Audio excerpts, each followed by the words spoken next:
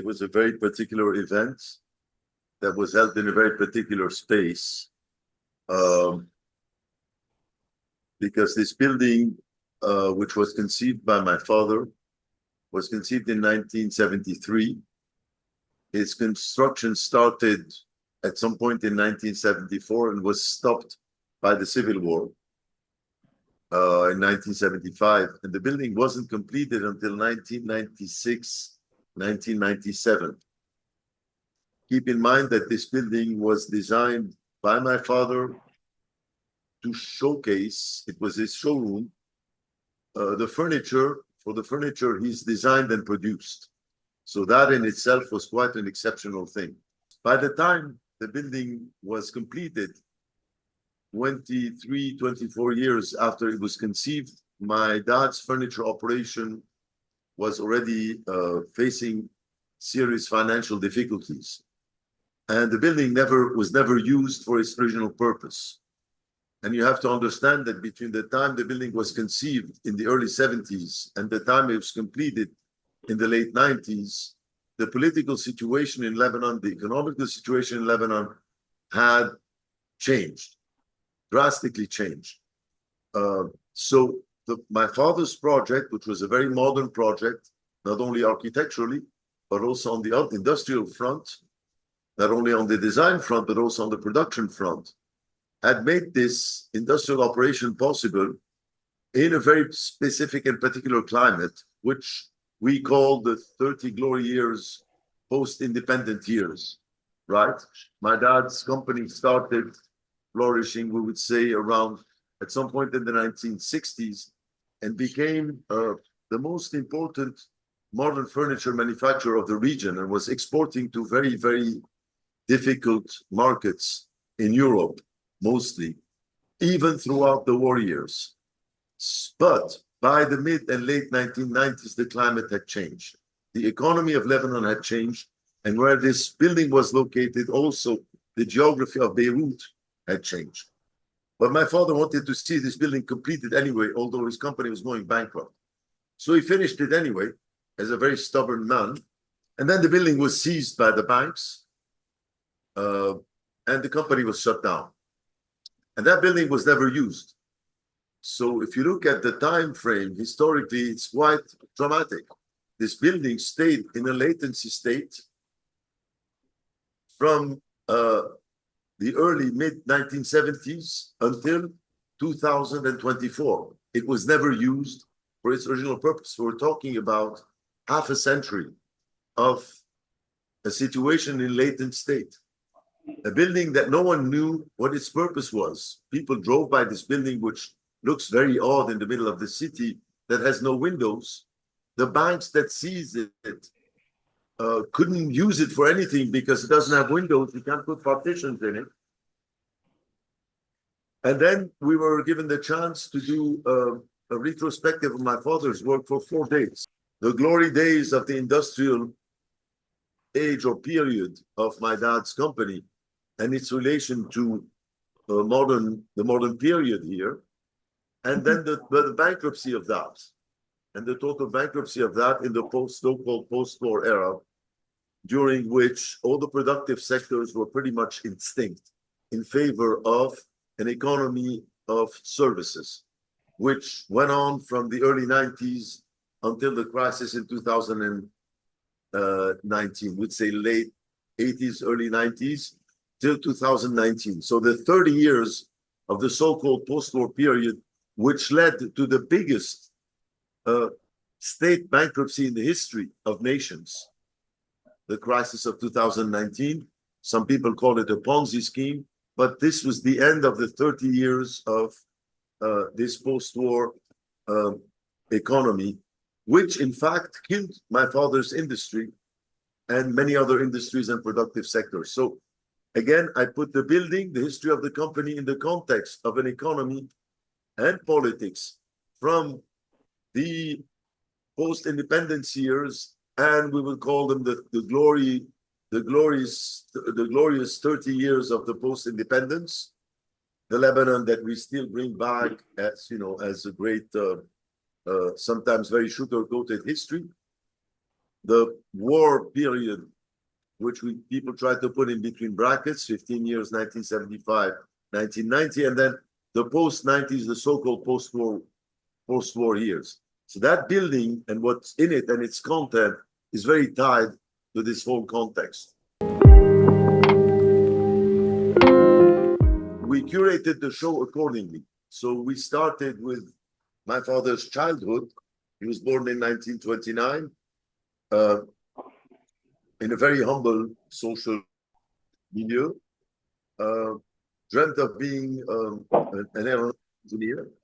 So there were lots of drawings and planes that he built during his childhood with leftovers of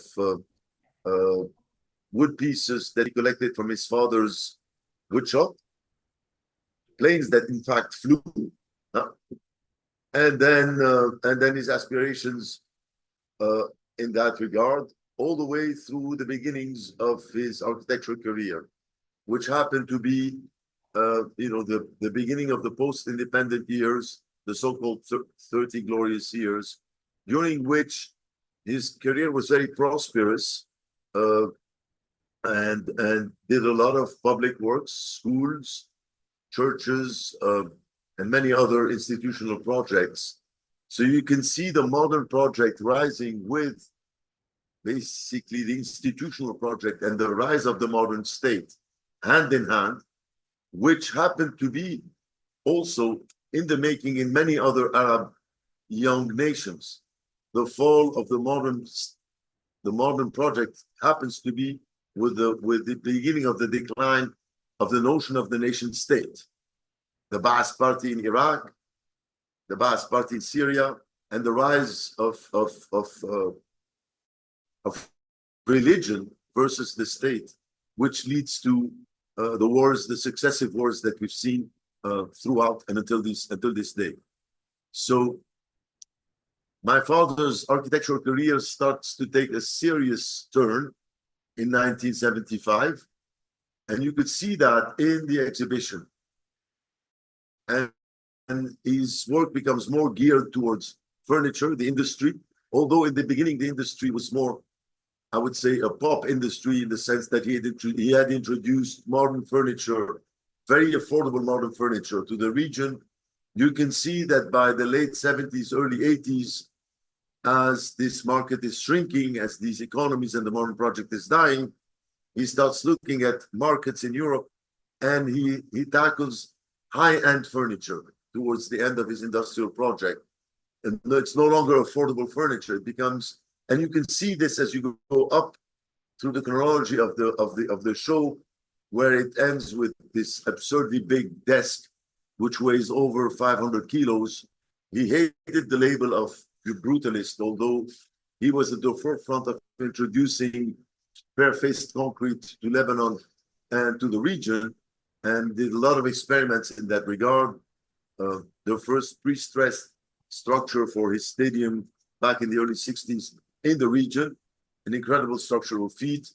The building in which we were in was, in terms of concrete works, quite a challenge, quite a feat. But he hated the label. So unlike other architects who come back to this period of the 50s, 60s, and 70s with nostalgia and show modern architecture, whether it's in Lebanon or in the Arab world, with lots of pride, and as if we were moderns like the others. I'm not interested in that. I'm not interested to show you projects that you could find in South America or the south of France or India or anywhere else. I'm interested in very specific projects where architecture is a political act.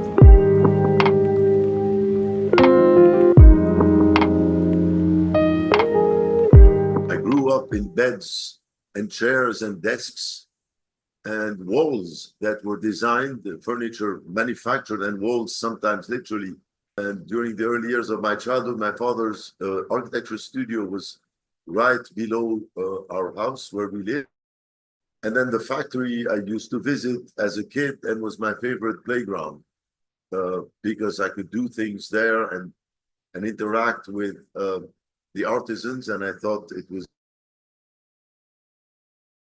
I grew up with that in mind and with a very idealized vision of what the architectural practice was, to the point where I reached adulthood, and it was time to go to college and study something. And I don't think my father was very excited about me being an architect, as he knew, the intricacies and the difficulties of the profession that he had tackled sort of differently, because he was not a professional architect, and he did not limit his practice to architecture, but he was, in fact, he sort of played around with so many different things and wasn't trapped in the profession itself.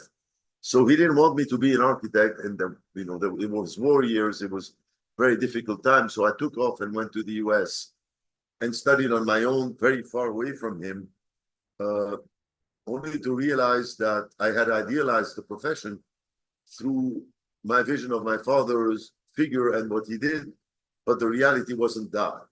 So there was a great deception on the one hand, and a lot of distance at that point, as my dad did not try to put any influence on me whatsoever, and kept me far away for many, many years, all the way through my graduate school years. And even when I came back to Beirut, there was a lot of distance, and I think it was intelligent, very intelligent on his end. But there's certainly one thing that I have to thank him for. It's the sense of incredible rigor, the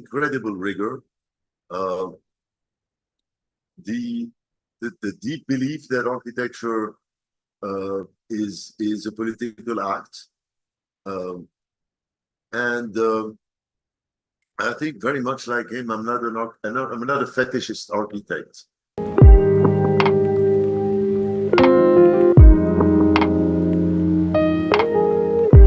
Yes, territory is extremely important in terms of understanding one's context, because I always say that what precedes the architectural act is far more important than the act itself, or it takes shape. But one has to understand what makes the act possible.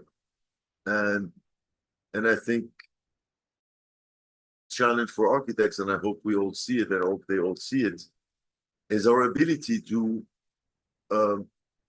understand what precedes the architectural act, and have a say in that, or have a role in that. Looking at my father's career, and hopefully looking at mine also, I hope that I would escape, just like my father escaped, how an Arab architect or Lebanese architect is or should be identified.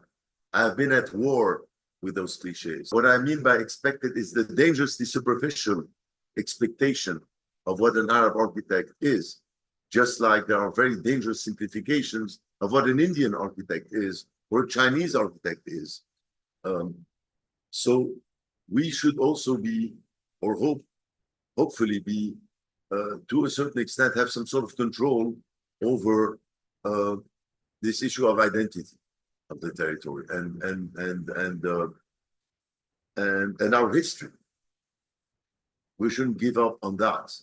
And sadly, you see that not only in architecture, but in most, not to say in all creative practices today, you can only be recuperated by this culture of extremely fast circulation of meaning.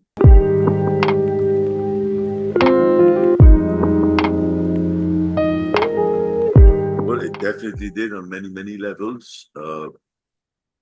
It started with as early as a project. I mean, not to say my background and my education, but purely, if I want to say it literally, in my, as far as my practice is concerned, goes back to my first tackling of Beirut back in 1991 with Labius Woods at graduate school. But I was still in an academic cocoon, and there was still a lot of distance with certain far more complex and sour realities that were introduced to me a few years later, 2-3 years later, upon my coming back. At which point, since the very beginning, although I wasn't building yet the first 3 or 4 years of my career, or even 5 years, I was producing architecture that was totally against the flow here. The so-called post-war ideals that were projected here and there through constructions timidly in the so-called reconstruction process or period. I was totally against the flow, resisting that, and with a deep belief that the war was not over, and that it was extremely important to manifest that through our practice in architecture and resist the sterilizing process which was in the making. And my first project was clearly a very literal manifestation of that, which was that nightclub built on a former refugee camp, which propelled me very quickly and was very widely published, and started my career through the entertainment business first and temporary projects. And clearly the first projects I produced were very tied to that, even in terms of their temporality, because I was dealing with sites that had not reached their complete real estate maturity. They were sites they were under convalescence, post-war sites. So the economy of the program was already very, very tied to politics, but also through the entertainment project, which is the least, a sector you would not expect to be a political, something worth any political meaning.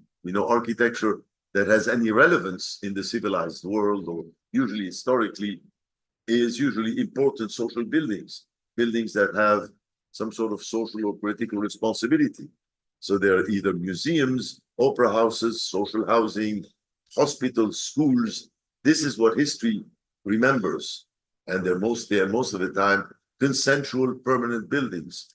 I didn't do that. I was working on temporary buildings that had an expiry date in the least expected subject, that would be political entertainment. You don't give architecture to entertainment. They're usually tucked in basements of buildings. Nightclubs don't deserve buildings. But we escaped accountability, and it made me very conscious that I could say things in that sector I wouldn't be able to say in the more consensual, responsible territories of architecture, such as public projects. I could say things in a nightclub because I was not initially accountable, right, for what I was to say. And there were temporary projects. So all of this was a product of obviously the context, and me navigating in this context, while very stubbornly wanting to make, wanting to practice architecture while still producing political meaning.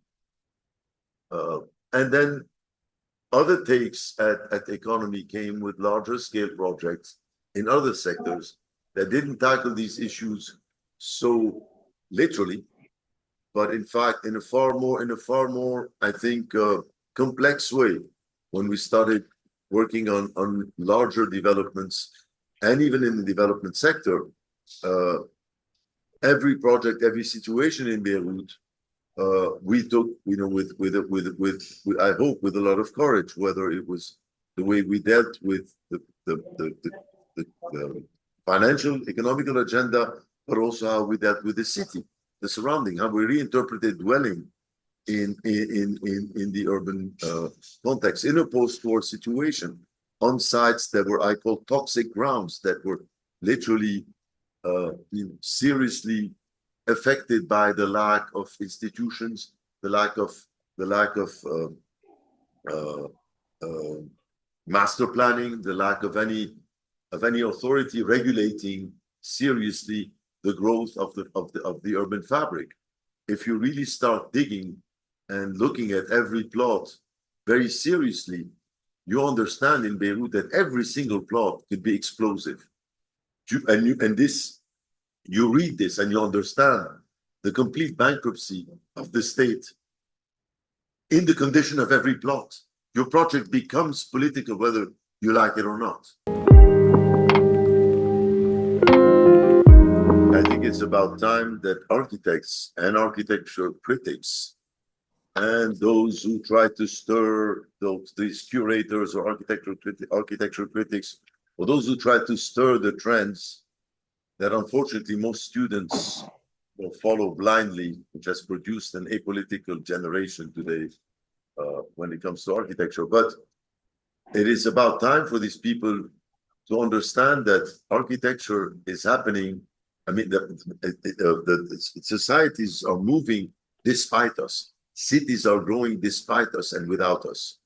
If we keep refraining, or if we keep dismissing commercial architecture, which in fact constitutes the overwhelming majority of what's being built, even in the most stable and civilized environments, right?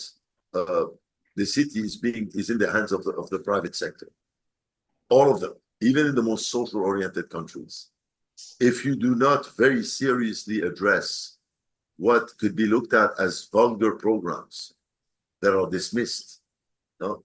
And if you don't have the courage to produce relevant architecture in the most difficult and complex conditions, which are the architecture of the developers, where malls are being developed, where developers' projects, residential development projects, where basically the agenda is driven by economy and pure economy. If you don't have the courage to tackle these projects, and you keep producing museums and this tiny, infinitely small portion of what constitutes today the built environment, if you think architecture is only there in this la-la land environment where you're allowed to spend tons of money on public, museums and whatever, that you celebrate, thinking that this is where society stands today and this is where culture stands, you're going to be even more disconnected. If you do not tackle the mall, the nightclub, the restaurant, the developer's residential project driven by an extremely tough economical agenda, if you can't make good architecture there, architecture is dead.